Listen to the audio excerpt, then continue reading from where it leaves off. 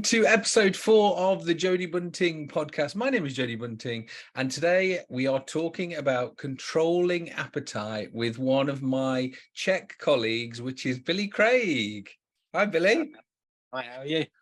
Great, thank you very much. So just to put it into context, I am what they call level 1 Czech qualified in holistic lifestyle coach. Billy is level 3, so he's much higher, and he's done loads of other training as well. So basically I'm this tiny little pea and Billy is this massive brain of knowledge. And in the last couple of years, he's also released a couple of books. The first one being Constant Eating. And then the second one is Controlling Appetite. So Billy, tell us all about controlling appetite. How do we control it? Firstly, the first one's consistent eating, not constant. Oh, sorry. That's all right. Constant eating is what we don't want. Well, no, that kind of is, because that book came out at the back of, I did a 6,000 calorie a day diet. And that I was always getting interviewed about how I managed to eat 6,000 calories and lose food. So that was to sort of get away from the fact that you are consistently eating doing that. And I am constantly eating, but it was the consistency that was key. The second book that turned into 3 volumes was about it's a psychology book mainly, but it's about how not only we intuitively control our appetite, but how we for food and energy, but also for knowledge. So it was a investigation following on from book 1 that was looking at the way the brain becomes inhibited and we lose function over time to protect, like our safety, and looking at whether the restriction of food gradually causes sort of learned helplessness and an inability to actually get out of the problem. So it wasn't a desire to control appetite, but more an understanding that we need to use the appetite as an intuitive biological response to protect us and to allow our brain to function properly. And we see that there's obviously the brain needs glucose, the rest of the body can use fats and proteins, and at night muscles will use a great deal of fat to allow the brain to keep functioning with glucose. So my hypothesis was that as we get older, we have to slow down our bodily functions. So we have to get a little bit fatter, we have to get a little bit more efficient.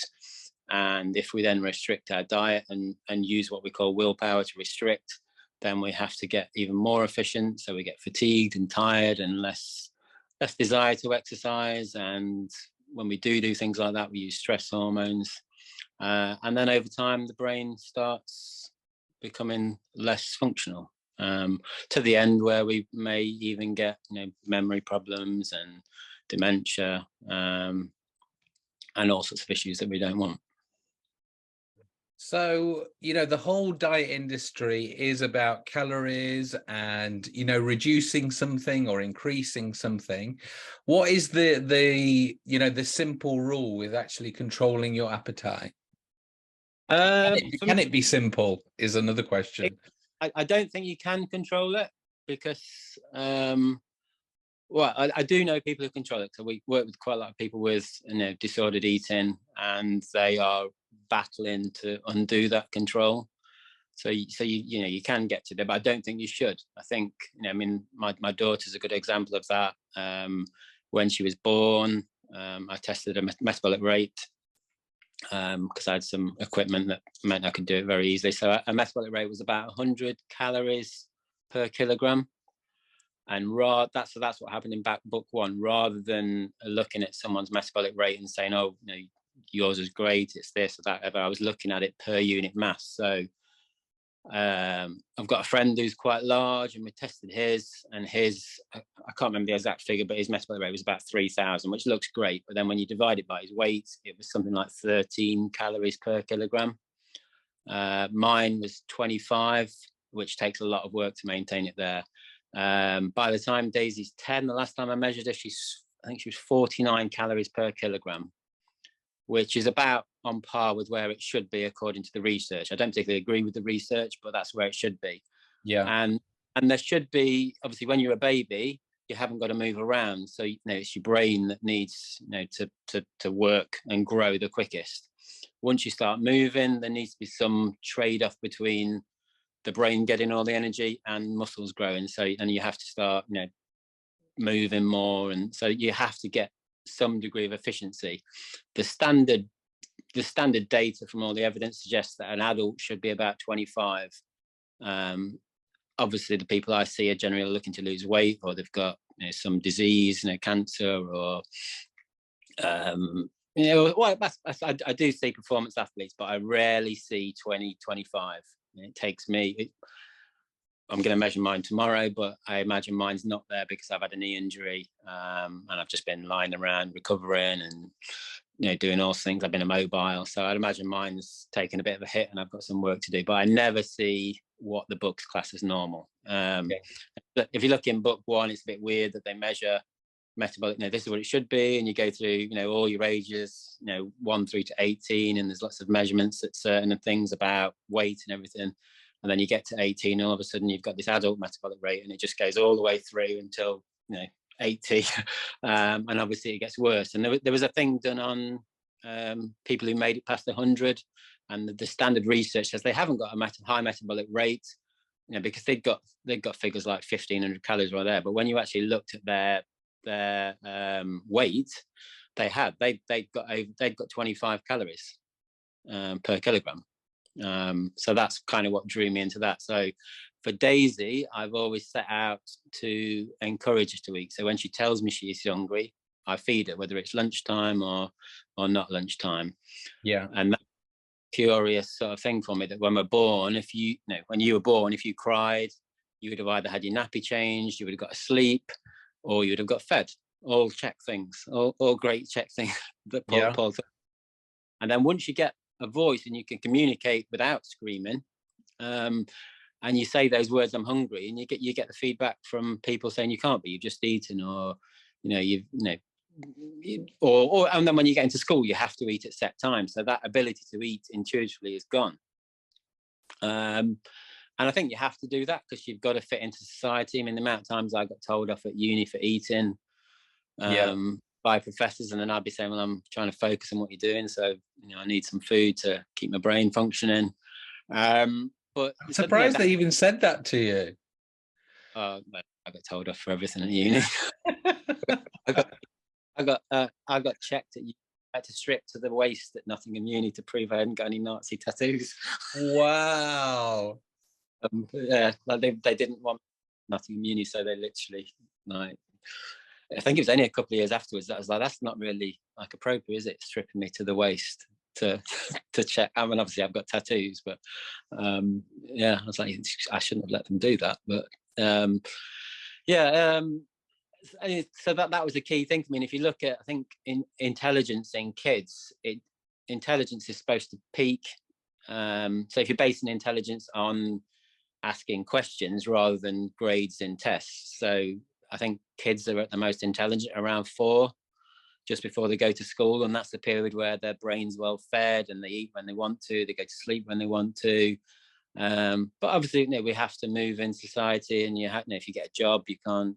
I don't know. Maybe if you're a dentist, you can't suddenly start eating while you're doing that. So we have to, like I said, with the trade-off between the brain and muscles, you have to move around. We have to fit in with some degree. You have to go to bed. Obviously, as a child, you wake up through the night and you need feeding. And that's what happened in my 6,000 calorie a day diet. I was waking up at 2 a.m, having some breakfast, having I think half a kilogram of bran flakes and going back to bed, fast asleep, fine. And that's what you see in a lot of people who have sleep problems. They wake up at 4 o'clock in the morning, their blood sugar's dropped. You tell them to go and eat some dried fruit or something, something a bit sugary. They go back to, and they're fine. They're back in that baby state of they can't survive the night without being fed. So just to put it into context, how you can get away with eating 6,000 calories and not be overweight. You are quite an active person. You're actually a professional, aren't you, with do we describe it as stunts, or are you bike Uh, professional? What do we call you? no, it's trials. It's bike trials and trials. No, I'm injured at the moment. I've been injured for. I've been injured since Easter, but I've been able to ride. I didn't have surgery till September, but then Daisy's now fourth in the world, and Wow. Harry and British champion, and Harry's only 7, and he's like vice British champion. He's not allowed to do the world championship. He's not old enough. So No, I've, really. I've literally been dragged around looking after them, willingly, Well which done, Billy. has really impacted on my ability to eat. So we get back to things, and it's all about get Daisy food, get Harry food, get them Yeah. drinks, and then get the bike sorted out, and then get back on. And then next thing you know, I'm like, I've not eaten. I've literally done what I tell people not to do. So I've sat here injured, and I thought, right, when we get back, I've got to plan it more, and I've got obviously they're the focus, but there's no good me dropping dead, having ignored all the things I tell people to do. But yeah, I mean, I'm active. I'm always active. I've been out today, but the 6,000 calories a day wasn't done off the back of nothing. I was testing my metabolic rate. I was doing that at Virgin. Yeah. I think we had a thing back there called Body Gem, which was a handheld metabolic rate cart. So literally you breathe into it. You're supposed to be faster to do it, so you have to follow the same protocol when you do it. So if you do it on a Monday morning, but I would never do it on a Monday, because typically I've got a competition on a Sunday. So from that you could have some stress hormones, which gives you a false spike. So I would always do mine on a Wednesday. So I knew we were getting that in at Virgin, so I knew I'd got access to it, and I knew I could get tests on it cheap. I think I could get them at like £20 a go. But before that, I started estimating metabolic rate using formulas. And I'd done I think it's YMCA, so the Youth Muscular Christianity Association, or whatever they are. I'd done their nutrition course, and there was a guy on it, and everybody hated him. All the other instructors hated him. I know I'd done my original YMCA instructor course, and they were slating him. He taught me 2 things. He taught me fitness assessments, and he just ridiculed the whole lot. He basically said, "No, what's the point in doing sit-ups, because you're just testing your hip flexors? What's the point in doing grip strength, because you've not nothing in the gym to test it to do it on? And also, unless you're a carpenter, does it really matter?" He literally just went through the book and was like, "No, does this matter?" And then he said, "Right, let's do a plank instead." He taught me postural assessment, which is what got me into the Czech Institute. And I wish I knew who he was, because he just challenged everything, and they hated him. And then fitness assessment, nutrition. So he was basically, he gave us 3 formulas. One was a chart, so you've probably seen them in gyms. It's like 70 kilograms, this many calories, 75 that. And he was like, if you 2, just go in between the 2. And he said, if you work in a gym, stick that on your back of your door. One was this massive long formula, which is the one I used in my master's study. And he's like, if you want to sell a weight management course, use this one, because it looks like you're doing something. Yeah. And then the other was 25 calories times your body weight in kilograms. And he's like, if you want one snappy in your head, use that. So I was like, there we go, going away. And then everyone on the course was like, yeah, but which one's right? And he was just like, well, none of them are right. They're just formulas. They've been based, a lot of them are based on equations based on dead people. So looking at how much fat they've got, and it's not great science, but it is what it is. It's not accurate. And he's like, no, he's basically said there isn't a right one. It's just 3 different formulas. Just use which one ever. So they worked them all out, and there was, I don't know, 50, 60, 100 calories difference between them all. And everyone in the class couldn't get it. I think they assumed it was accurate. And he was saying to me, you get it, can you? And I couldn't explain it to them. They just could not get it in their head. So 31 of them in this nutrition course went home completely clueless about this. And then I came home from it thinking that the number doesn't matter. It doesn't matter what the number is. It's just that you stick to it. And if you pick, if you work out, I'm 12 kilograms, this is how many I need, and you pick a massive deficit away from that, you're probably going to struggle. Equally, if your metabolic rate's really poor, and that figure doesn't bear any resemblance to where you are if you actually tested it, if you stick with it for long enough, it'll get back to where it should be. So then I basically decided to start with what I needed according to the equation, the simple one. And I ate that for a month. And then the next month, I didn't obviously I was still the same weight. Nothing had changed. I wasn't overweight. So I put it up to 200 calories. Nothing drastic. And then I just kept putting it up and putting it up and putting it up. And I got slimmer and slimmer. And then I got access to the metabolic testing machine, the metabolic cart. And surprisingly, I mean, it could have always been there anyway, my metabolic rate was appropriate for where I should be. So then I carried on doing the same thing. I tested it on a Wednesday, same protocol, same fasting beforehand, made sure I didn't do anything different on the Tuesday. Did it at the same time, wouldn't book any clients in. Like, no, even though people wanted to book, I'm like, no, that's my science day. I didn't know I was doing science. I thought I was just doing something like my autism, just doing it in a and then I'd get the figure, and then I'd eat 200 calories more than what that figure was. And then when I tested it again, it'd be higher. It wouldn't always be 200 calories higher, but it kept going up and going up. So I got to 6,000 calories a day by consistently increasing it by a small amount. And if I'd increased it by 1,000 calories, I would have probably got fatter, because it would have been I think I've always said, if I'd increased it by 1,000, or if I had just suddenly said, right, I'm eating 6,000 calories a day, and I just stuck with it and did it, at some point the body would speed up and catch up. And the problem occurs for most people, if people have done years of weight cycling and dieting and all sorts of different things, that period of time to catch up might be huge. It could be longer than they've got left on the planet. Psychological shock of them getting fatter, they're going to stop doing it. So the same when you have someone with an eating disorder, you test the metabolic rate, it's quite often driven high by stress hormones like cortisol, adrenaline. So you get that, which is why people do cold shock therapy, fasting. It gives them a fake boost in metabolism.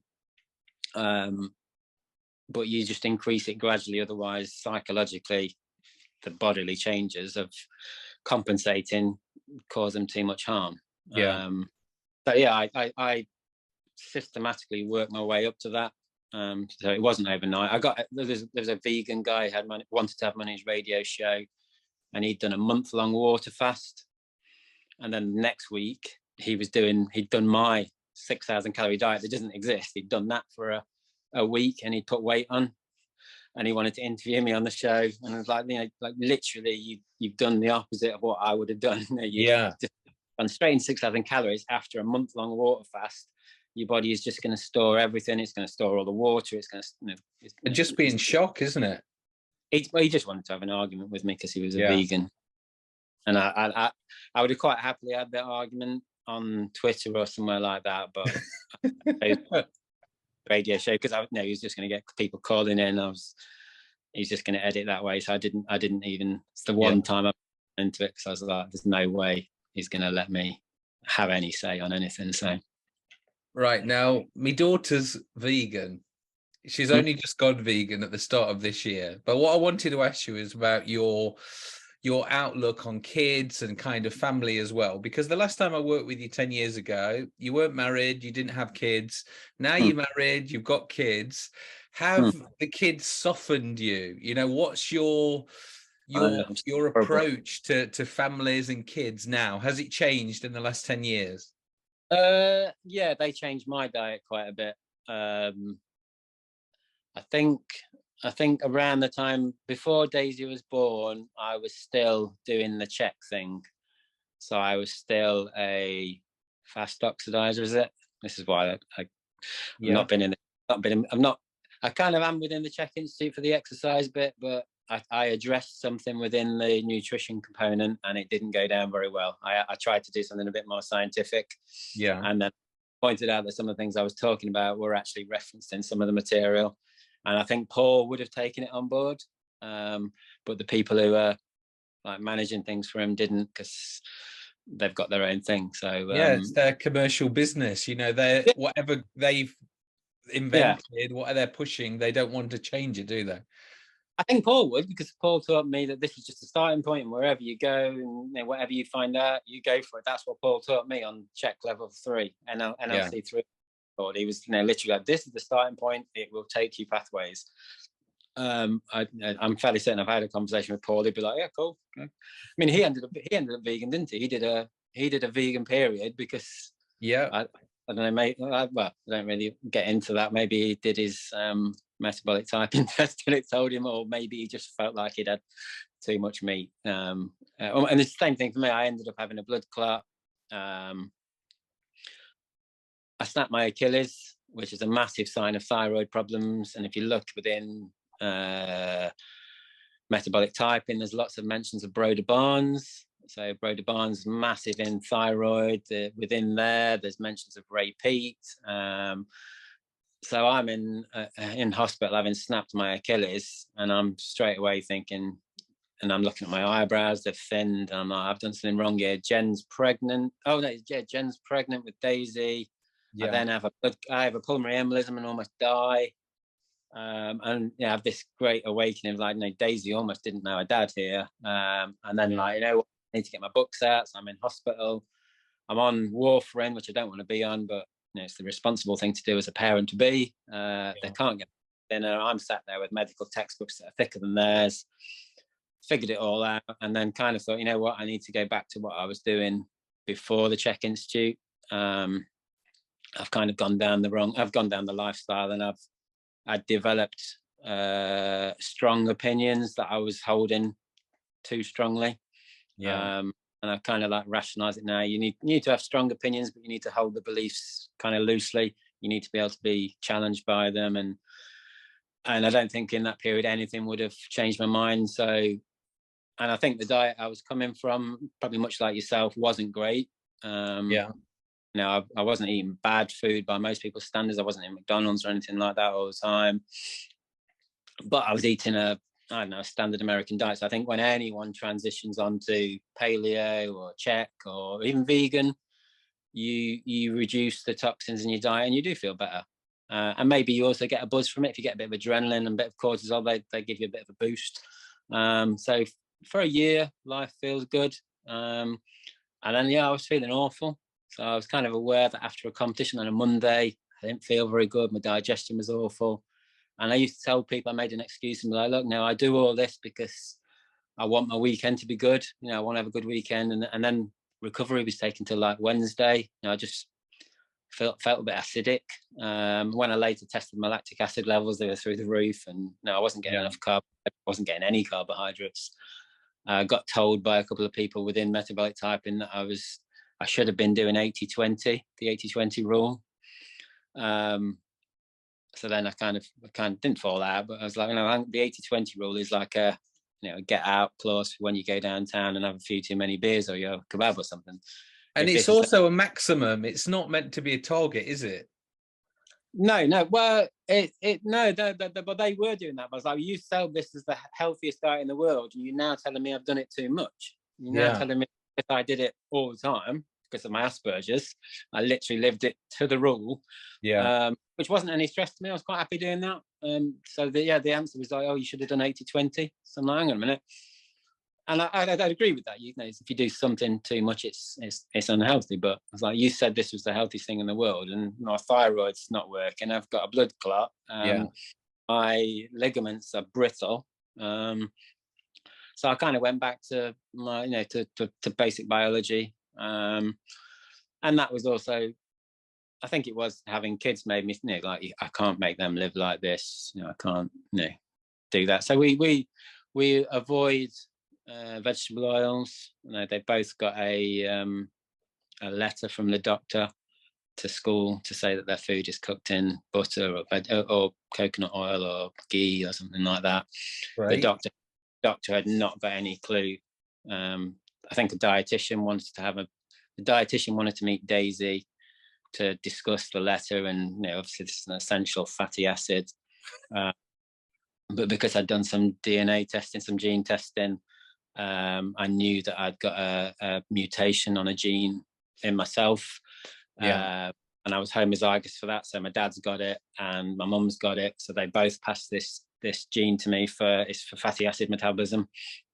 And And Jen, there's also, I tested Jen as well. So Jen's also got homozygous for it as well. So she's got both. So there's no way Daisy and Harry can't not have it. So I just basically went and said, both the kids, Daisy is homozygous for FAD. And the doctor was just like, I don't know what you're saying. So she's literally just wrote me a one-line letter. It's supposed to be 35 private letter from the doctor, one-line letter saying, don't cook their food in vegetable oil. That was literally all it said. Full stop. I'm walking out. She's like, do you want one for your son as well? And I was like, well, he's not at school for another 3 years. And she's like, I'll do you one. But then I went into school and sat with the school and was like, look, I don't want them food frying in this. It's very inflammatory to them, and it is. It wouldn't cause them a problem now, but it might do later in life. So polyunsaturated fats is a metabolic problem in some of that, and I think most Europeans have probably got at least one part of their DNA damaged from either the mother or the father. But it's a high prevalence in Europeans for sure. But no, I don't want them to not have a pizza because it's got a tiny bit in there. So at this age, like when there's a kids' party, someone went to McDonald's and Harry's, he wants to go, and he's like, I want to go to KFC. That's fine. We don't eat like that. Their school food is cooked where it can be and better stuff, but we don't. We go on holiday and we stop at Gloucester Services, and they take great fun in going to get some special crisps. Is that the services that looks like Teletubby Land? Yeah, it's really filthy. It looks good, but we used to go to Whole Foods. These Whole Foods on the way, and then Amazon bought Whole Foods and then shut it down because it wasn't profitable enough for them. But they've got their own delivery, like Hello Fresh? They've got their own Amazon. So they shut this. It was a really great supermarket. It was always packed. It was like a thing on holiday. So then next thing it's like, well, this farm shop's second best. But yeah, so it's relaxed. I mean, like Daisy, I make sure they have enough food. So the main priority in anyone is try and avoid vegetable oil because it's not very good for your metabolic rate. It's not very good for your health. It blocks enzymes in your respiratory tract, so it's not very good. So that's something I do all the time. I've not eaten any vegetable oil for I don't know, 15 years or whatever like that. Limit it in the kids, but then I also make sure they don't have periods where they're burning fatty acids as a fuel if we can. So keep them fed. When Daisy goes to competitions, Jen tends to be she can have water. And I tend to be like, she's performing, she needs creatine phosphate, she needs glucose. The sports kind of like chess, you gotta think, and you can see some of the kids getting fatigued. So the brain needs to work. It's not just about strength of lifting a motorbike or a bike around. You need to think about tactics and the rules and the psychology. If you make a mistake, you've got to get back into that mentality of thinking you've got 4 more hours to go and you can fix this problem. So you can't just collapse on the floor in a heap and give up. So Daisy gets a lot of glucose, particularly in a competition. She has creatine phosphate to keep her fueled for the right type of energy she needs. Afterwards on a Sunday, there's a bit of a battle. So Jen would be not on my back, but she would be like, leave them to eat their crisps and be more relaxed about that. And then I'm there, a little can of Coca-Cola isn't going to kill them. So I think we've both got our hang-ups about food from different angles. It kind of balances out well, but they've neither of them have ever had. They'll quite happily come to a restaurant with us and have steak and beef dripping chips. I've made a few jokes that my food choices cost me a fortune, but they've got a good taste in food, but they're not banned from Monster Munch or anything like that. They just it tends to be a treat, which I think it would have been in my day and probably your day. It wouldn't. I think people are having more, but I think that's just a comfort thing that life's harsher now, and we want treats more often. Probably because you still believe in the 80-20 rule, and you think that's what kids should be doing? I don't believe in the 80-20 rule. I just think if you're well fed in terms of the amount of energy you get, if you're eating enough and you're not prevented from it. So if you say I'm hungry, like the kids will they'll have 3 or 4 breakfasts with me. Yeah. They'll have a bowl of fruit, they'll have some porridge with, I don't know, golden syrup on it, or whatever, and then they'll come back. I'll be having some jelly. They'll have some of my jelly. There's no limit. Obviously, there is, because we've got to go to school, something like that. But I think if you're well fed, and by that I mean quantity, if you're not hungry, you tend to make better choices. And people, well, the person who did do that research did it fraudulently. The one about, if you go to the supermarket hungry, you'll buy more, or you'll buy worse. That was, he didn't actually do that study, he faked it. So I think he's got the record for the most papers retracted in a day. Dear. That's not the sort of record you want. He basically did something online where he admitted that he lets his master's students fake things, and then like Reddit and people like me on Twitter suddenly started looking into his raw data, find out they hadn't got any. He'd literally just faked a load of these studies, but it's still out there. People still know, you should eat before you go to the supermarket. You should, if you get a smaller plate, you will eat less. None of that is supported by his research, but it still holds true. But yeah, I think that's what happened with my compensatory behaviour study. If you underrate, thinking you've got good willpower, the next day you overrate. So I don't think we set out to do 80-20. We try to be relaxed about it. We have good food in the house. They eat good food. They like good. We've found loads of sweet wrappers in Daisy's bedroom, because she's now old enough to come home from school, and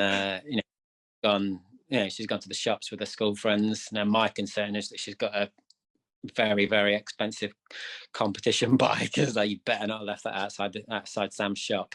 You're worried about that more than the actual food. Yeah, I'm not worried about the food. We've all done that. Students do that. They go in, people move into the first house and they suddenly takeaways. This is what adults do. It's just like she's in a big wild world, and she's suddenly got money in her hand, and she can buy a whole pack of chocolate eclairs. Daisy's so athletic and muscular. She's tallest in her class, and I'm like, that's not even touching the side. I know she could eat 2 bags of those in one go. She's just an eating machine, and with her being a girl, it's the same for lads now as well, but I just don't want her growing up with that girly image of starving and it's good. I can remember doing that before I worked in a gym. I can remember going to the gym hungry, and I believed it was good. I believed I was winning. And I've had the argument numerous times where people have said they go to the gym to earn the food they're going to eat. And I'm like, shouldn't you be eating so that you want to go to the gym? To fuel yourself. Yeah, and it's the same thing, and I'm like, it's not. We get more. I don't think we get lazy. I think that research came out as well, that they used to claim that kids were getting lazy about 14 years old, and then it dropped down to 9. I'm like, that's not laziness, that's just fatigue, and that's the body trying to compensate for we're not getting enough. So how can we counter that? And if you look at what's happened to kids in the last year, in the Czech Institute, they said that food's never been so concentrated. You can get very dense calories, obviously, like Coca-Cola or Lucozade, but in the same way, the stimulants that you get, like pixelated screens, like I'm looking at you, lights, your alarm clock going off, it's not birdsong. So what Paleolithic man would have been exposed to, the sunlight coming up and then looking away from it because it's too bright. And the way the brain has had to grow to adapt to the new demands on it. And in the last 10 years, we were speaking on probably MySpace or something back then, but the amount of people you can have in a social circle, I think humans are only designed to cope with about 150. And if you've got 150 people in your circle and 50 of them are fairly close and 20 of them are really close, you could trust them, because you wouldn't lie to me, because I'd catch you out and then I'd ridicule you in the group and you'd lose credibility. When you've got 5,000 friends on Facebook and they can put filters on there, there's no social payback for lying. So I think on kids, that sort of pressure puts to to match in and to look its faults, and it wouldn't happen in a small, if you lived in a small village, the person who was cheating would get found out. And yeah, and they'd lose credibility, so they wouldn't do it in people you don't know online and celebrities, and you're following them. It's I've set out really to create a situation where Daisy knows it doesn't matter about her competitions. She can jump around on the back wheel of a bike. There's no other 10-year-old girls in Britain that can do that I know of. So that's amazing. It doesn't matter whether she wins a world championship or whatever. I just didn't want her to grow up under eating and trying to fit into something that wasn't. I mean, I've written articles about Norma and Norman, the search for the normal person, and they can't do it. It just doesn't exist. They took all the measurements and looked for a normal person. They couldn't get anyone that matched up to them all. So. And do your kids realize that they're performing so well because they are so well nourished, or do they think it's just because they've got a star trainer as their dad? I don't think they know any different. I mean, Harry's just insane. He can just pick up. I was saying to him the other day, he rarely rides his bike. Sometimes we get questioned. Do you think Harry's not bothered? Are you giving him enough chances? And then I have to point out that Daisy wasn't even riding at his age, really. Yeah, she was a little bit. So he's doing far more than she did. But he cannot. I mean, he's walking to school at the moment. And some of the parents are like, "Does he not like his bike?" He's like, "He just wants to walk." And then he goes on his scooter. Then he gets mountain bike. Daisy is literally on a competition bike anytime she can get it. But when he does get on it, he does some insane things. He's literally just, same with like football. We don't know football, but he seems quite good at that. Tennis. We took him to a tennis thing in like one of the school holidays, and he's like 6 years old and whacking the ball perfectly. Cricket, he went and had a go at that. So he's just I'm fairly convinced that he could be leading the world championship, and then he'd think, "Oh, I want to go and have a game of cricket tomorrow," and just abandon it. And he's not bothered about. I think they've seen it in the results because there's been a few competitions over the years that are 2 days.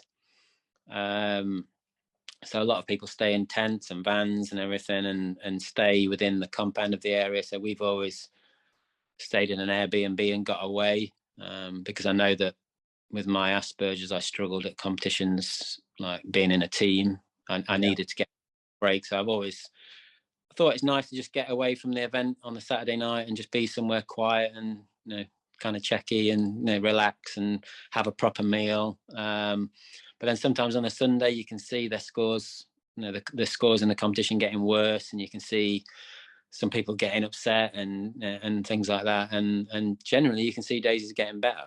And you can see, and she'll be having the creatine phosphate at night. And I mean, when we went to the World Championships, she'd only ever done 4 or 5 competitions on a bike, and they were within the UK.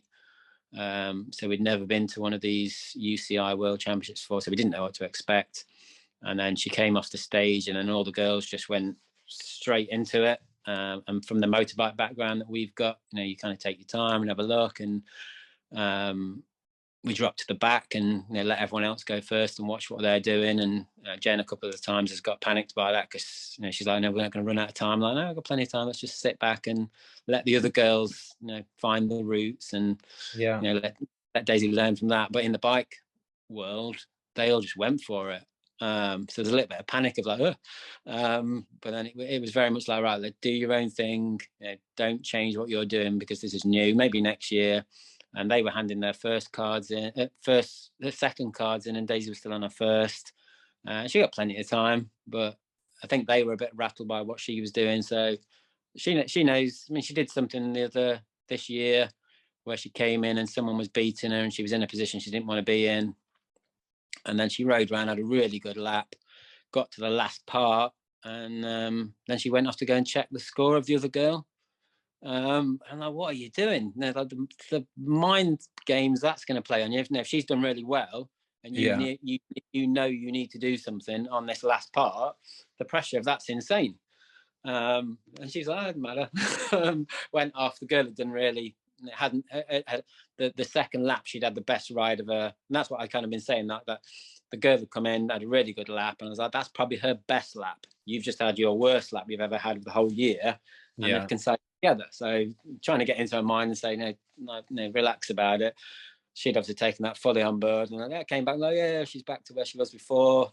And it's like, it doesn't matter what I do here because I've beaten her. And I'm like, oh my God, I don't know how you can But do. it all comes back to the same thing, kids comparing themselves against each other, whether it's in a sporting event or on Instagram or something. There's something deeply not good about it, isn't there? Yeah, I mean, I've sat with Daisy because she's sort of at that, she's about ready to go to Jumport, and I've said it really doesn't matter. And then there's, I can't remember, the John Taylor, I think, who's written the book about education, and he rattles through all the people, like a 12-year-old who circumnavigated around the world after his captain, got died or left or something, and he never looked at a map. He didn't know what he was doing, and all the people that have made it to be like billionaires, and then like the Rich Dad Poor Dad book, and I'm like, no, the desire to compete for grades and academia, and I'm setting that there with a master's degree, telling her that, and the pointless bit. And she had to listen to Michael Persinger talking about academia and some of the ideas that universities have probably only got another 10 years before they're done. So yeah, I've kind of I've said the same thing to her, that it's, you should have opinions, but they should be loosely held. And I go on Reddit and challenge them on there. You'll learn a far greater thing than parroting something. But yeah, I think we all need to learn from that. So the consistent eating was along the basis of we should be more like children, and try to hang on to that for a bit. So yeah, there's no pressure on them to perform, to do anything to match what everyone else is doing. She's gone off to school today in shorts, and everyone's, oh, you can't be wearing shorts, it's too cold. And like, she's roasting. She's on about 3,000 calories a day. She's. So going back to food, what sort of healthy or nutritious food, shall we say, do you enjoy as a family? What is the typical meal in the Craig household? I think the favourite meal is chips tomorrow. It used to be on a Wednesday, and now it's been moved, which is traumatic for my Asperger's. So chips cooked in either coconut oil or beef dripping, typically done in an active fryer, to try and be low fat. So one of my areas of research was sugar causing you to store fat, and humans are not very good at that. So the studies are all done in mice. So if you overfeed a human with carbohydrates, I think you can get like 5 grams of fat storage from carbohydrates, which is an absolutely tiny amount. So it's not really worth. It's like a teaspoon. So we tend to eat low fat, so it'll be like 80% carbs, something like that. So I don't know, steak, chips, mushy peas for Daisy, and then I think that's probably Harry's favourite meal would be pasta. It's quite often we've got 4 different meals on the table. Jen doesn't like steak. No, Harry would rather have pasta than chips. Unless we go to a chip shop, but there's few of those around that cook in. There's hardly any now, is there? Yeah, there's one in Long Eaton. There's one in Scarborough called Winking Willis. I was Winking Willis. Yeah, it always causes a laugh. You can have a Willie's Whopper. Not found out what that is, but you can have one. I think the first British Championship we went to with Daisy, I took her to one just for a laugh, because it was in Scarborough, and I'd seen that you could go to this famous beef flipping thing. So I was like, let's just go for a day and we'll go to the beach and you can ride this competition. Yeah. And she came in with a big trophy, and we had chips, and then she didn't want to fish, and I'm allergic to fish, so thought next time let's just get chips. But yeah, that's kind of the favourite meal. My mum and dad live close to us, so we'll do them chips and take them chips around, and I badger them more than I do the kids about their diet. But then I look at them and think, they're 75 and they ignore me and sneak out for things and do, but they're a lot healthier than they were 20 years ago, and they're a lot healthier than they probably would be. If they did certain things with the pandemic. They used methylene blue, and they really reduced their polyunsaturated fat intake, because I'd said that was a risk factor for SARS attaching to the receptor. So they cut it down, and as soon as they thought they were in the clear, they're getting the crisp back out. And so, yeah, I think, I don't know, I think chip day is a favourite for me. I think it was someone who you knew through Natasha. Yeah. You still know Natasha? It was someone. It was a personal trainer who was sort of like following me and everything. And then I think I had chips, fried eggs, and beans. And this personal trainer went ballistic at me and said, "I can't. No, you're supposed to be a role model for people." And I was like, "Which bit of it is it that's offending you?" And it was the baked beans, organic Heinz baked beans. Was it? And I was like, yeah, I don't think they're a problem. And she's and then I've looked back at her profile now, because she, like, that's it. She unfriended me, didn't have anything to do with me. And yeah, you're supposed to be a fitness professional. And then I now look, and they've gone past their diet phase, and they're now into flexible dieting, which probably means flexible 80-20. You can have some baked beans, but it's so yeah, it's the thing that I always remember about yourself, the biggest lesson you taught me, because I am a diabetic type 2, I always, sugar was always the enemy for me. And even when we were doing the Fat Factor together, it was always about getting rid of the sugar. But you actually said to me, more people are dying from heart attacks because they're having too much low quality oil. That it's still the biggest killer out there, isn't it? It's still the, like, polyunsaturated fats are the things that damage the islet cells. So yeah. I've worked with a lady called Kim who used to come and see me in Derby from Sheffield, and she was banned from tropical fruit. She was banned from all of the things, and I put her on a high carb diet, limited her fat down, and then every time she went back to the diabetic nurse, she wasn't clinically diabetic. And then about 2 years later, she was diabetic again, and she came back. And her diet had just slipped up just by little bits of butter here and there. She was suddenly back on like 50% fat.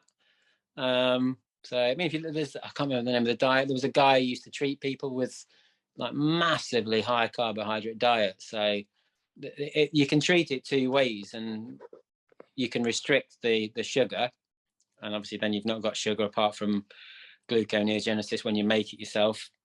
Or you can restrict the fat. It's more the Randall cycle. It's the competition between the two. So if you eat fats, your body has to clear it out of your system. Yeah. Because your brain needs glucose. You've got to clear it out of your bloodstream. So it has to clear that, and that's fine. If you go to Birds, if there's anyone listening to your podcast who doesn't know what Birds is, it's a famous bakery in the East Midlands. Yeah, fresh as a daisy. My daughter always likes looking at it and wonders what it means. Ironically, my friend used to deliver milk to them. I think you probably know him, Marcus. Oh yeah. He used to deliver milk to them. And for saying they're one of the biggest suppliers of cream, users of cream in Derby, they had skimmed milk. No. But yeah, so like say if you're gonna have a donut with cream in it, so the most popular one at Krispy Kreme donuts is the donut that is 50% fat, 50% carbs. It's the one that it's the type that you. Yeah, but no, it's the one that tastes. If you do a test on it, I think those two twins did it, where they took out Krispy Kreme donuts. Everyone went for the one that was 50-50. So my argument with Jamie Oliver was, when he was lambasting sugar, was that his job as a chef is to combine those and make it more palatable. So you want more of it. His job is, so toast doesn't taste very good on its own, but it does with cheese.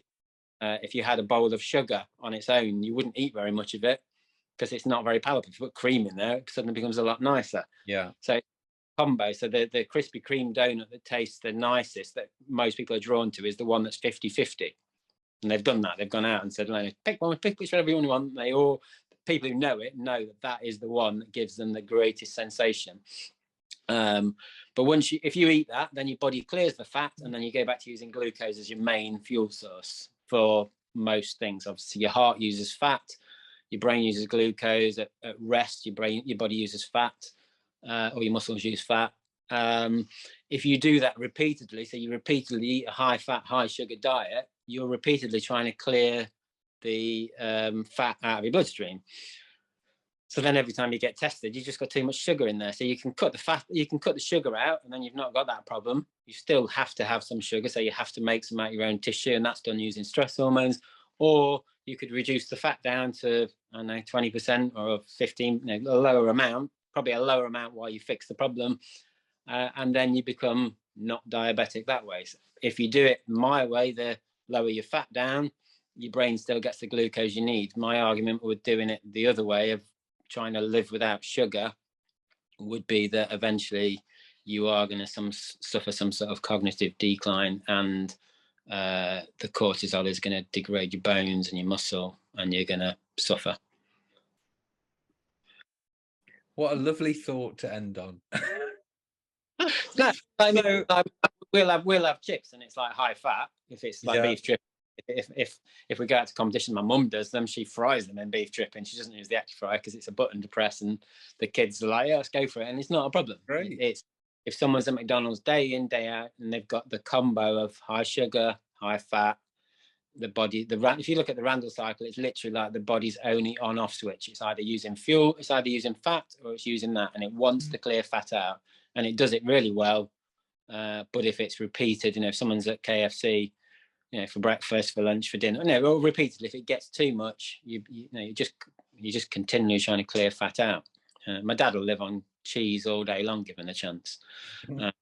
Toast, and he sort of intermittently goes in and out of like diabetic states with the nurse, and half the people in the village that I speak to are, they're on metformin and all sorts of stuff. But I have real success with saying to people, look, for a period, you've got to go very low fat. You then won't be having the problem, and then you've got to kind of manage it. I don't want to ruin your diet by making you eat boiled rice. But if you can shift it that way, you clear the fat out, life will get better. You won't be on medication. But you can do it either way. You can go low fat or low sugar. I would argue that low fat fixes the problem, and then you can manage it and you can enjoy a nice lifestyle. Whereas people go avoid sugar, it causes them all sorts of stress problems and willpower issues, and then they lose bone density and muscle and all sorts of things. So low fat win, and it's been very successful in. Like a woman I put back on tropical fruits, made her drink. She wouldn't have Coca-Cola, but she was having Karma Cola because it was organic. And then people would be like, I thought you were diabetic. And it's like, no.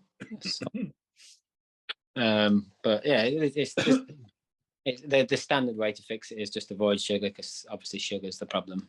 And then, but then my question back at even in the Czech Institute was like, if your brain needs glucose, I think you need about 120 grams of glucose for your brain.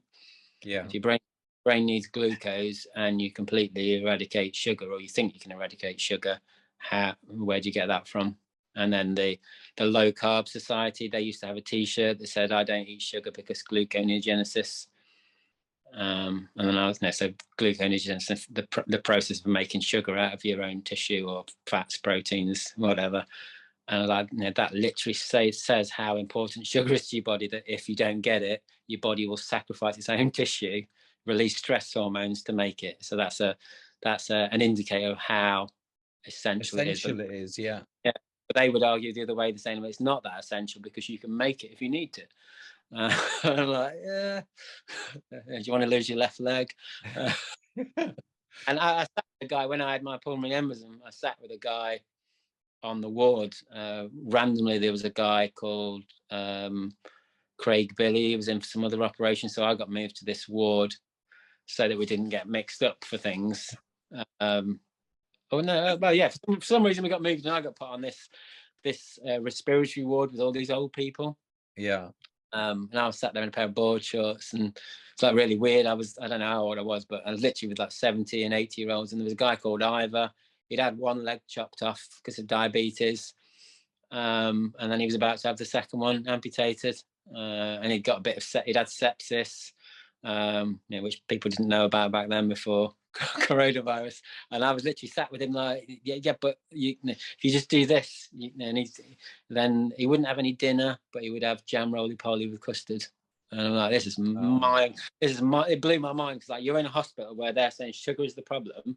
Yeah. They give you insulin, and they just give you a standard dose of insulin, and then you have to eat the sugar to compensate for the drug. Yeah. And then they give you jam roly-poly and custard and treacle sponge. And it's like, my mind playing. I was like, I'm not saying you shouldn't eat it, but they're saying this is the problem, and they're feeding it you. Yeah. And then I was like, I was into that whole like Ivan Illich, like, this isn't medicine, this isn't medicine, this isn't healthcare, this is just like pharmaceutical. So Just playing the game. Right. So as we said, your new book is about controlling appetite. If you could sum it up, what are your top tips for controlling appetite in a nice, healthy way? My would be to understand what your appetite means. So I would either test my metabolic rate. So I'd come and see someone like me and actually sit down, have a mask on, have someone analyze it and say, look, no, this is where you are. This is you. This is what you need to survive. We could, you can go a slight bit under, or you can go a slight bit over, but any variance from this is going to cause you to have that willpower and you're going to have to battle. If you couldn't do that, you couldn't afford that, I'd probably buy my first book and go to chapter 9 and understand those calorie formulas and get a good indicator of where you are. And then when I made attempts to modify my diet, I would do them cautiously and attempt to do something cautious but consistent. So, like I said, if you had 1,000 calorie deficit, and I think that's what people fall down on, because they look at bodybuilders who go into these caloric deficits before a show, and that's where a lot of it comes from. And they'll do a massive thing, but they're only doing it for 6 weeks. And even Atkins said, I think, was it page 74 of Atkins' original book, before it got corrupted by people who now own the rights to it. Page 74 said, test your temperature and your pulse. So you're basically testing thyroid function. If they're below this, don't start the diet. When they're at this, use the diet. When these drop down, stop the diet for a bit. So phase in and out. So if you were going to do a big deficit because you wanted to get to INAPA and you're 20 and it's not going to do you too much harm, know where you are. So know what your metabolic rate is, know your thyroid, know your pulse, your temperature, or have your thyroid readings done. And if you start seeing problems, so biological problems caused by what you're doing, phase back out of it. But for me, for most people I see, who are not going to INAPA and they're not in the 20s, they've done years and years of dieting, would be know where you are. So run it as a science experiment. So know where you are, do a very small manipulation of your diet, because I understand that people do want to speed things up. So 200 to 500 calories. Check things. So if you start seeing negative things like your hands start getting cold, tip of your nose start getting cold, you're stressed. So phase back out, go back to where you should be. When everything's good again, go back into it. So phase in and out, and don't have that guilt of you've failed. So 1,000 calories, you fail, you're going to be binging on birds cream cakes because you've got weak willpower. It isn't willpower, it's just biology. So learn to move with your biology and make consistent gains through smaller, more scientific, unique things to you. So it's kind of like, it's not metabolic type, and it's just knowing yourself, really. Great. Right. Thank you so much. I'm going to put some links down below for your Amazon books. And also there'll be a link there for billycraig.co.uk. I think that's the best way to get in touch with you, isn't it? Yeah, I'm kind of reformatting. There's Patreon as well. So a lot of people go on Patreon to ask me questions, but there's a link on the website for that anyway. So yeah, anyway. Great. Twitter. Thank you so much, Billy. I hope you get better soon. How long before you're back on your bike? I can ride a bike now. I don't know. I think I've given up for this year. I've got no this range of movement, and because it was locked in position for 4 or 5 weeks, I'm just taking it steady and being a parent. And I'm very mindful of the fact that if I rush into it and injure myself again, or it doesn't go too well, I think I've basically given up hope that there's any way I'm riding a competition this year. So I've kind of just like phase out. I've got another big one with Daisy and Harry this weekend.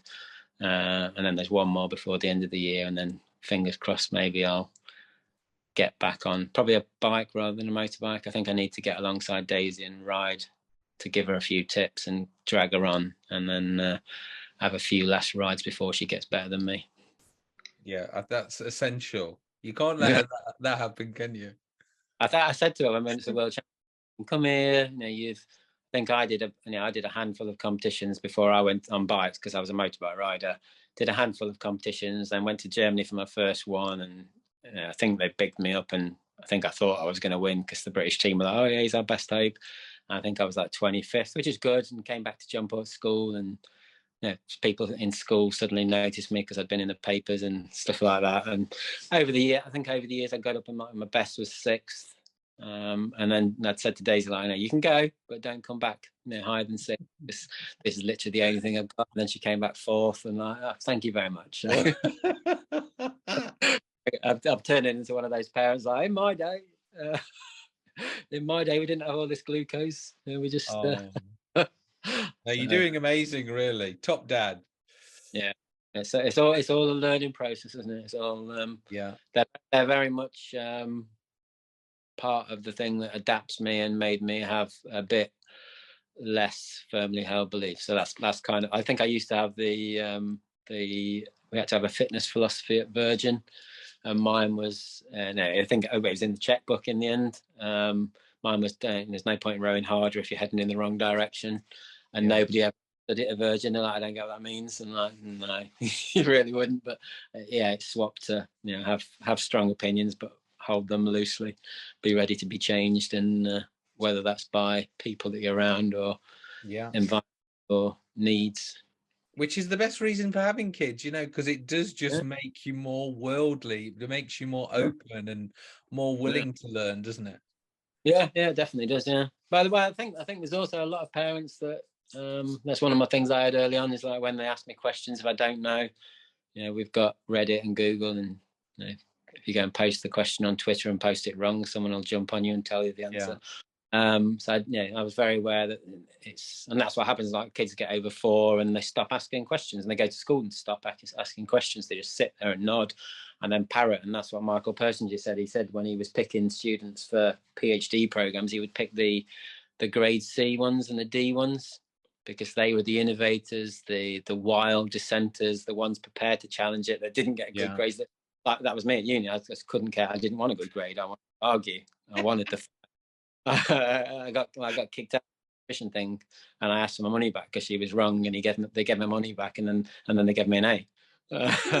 But Michael Pessinger didn't want the A and B grade students because he said they're just parrots who learn to just read. And the thing is now in science that nothing progresses until the top man or top woman dies, because everyone's just like brown nosing basically, just nodding away.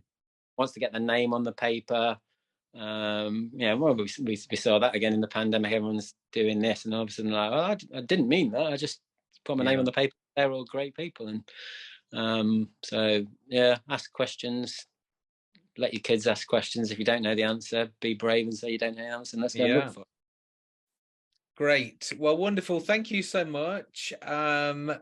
And as I said, we'll put the links down below for your books. If anybody wants to contact, as I said, it's billycraig.uk. Great. Thank you very much, Billy. All right. I'll see you in another 10 years. All right. No, it'll be shorter than that. All right. Bye for now. See ya.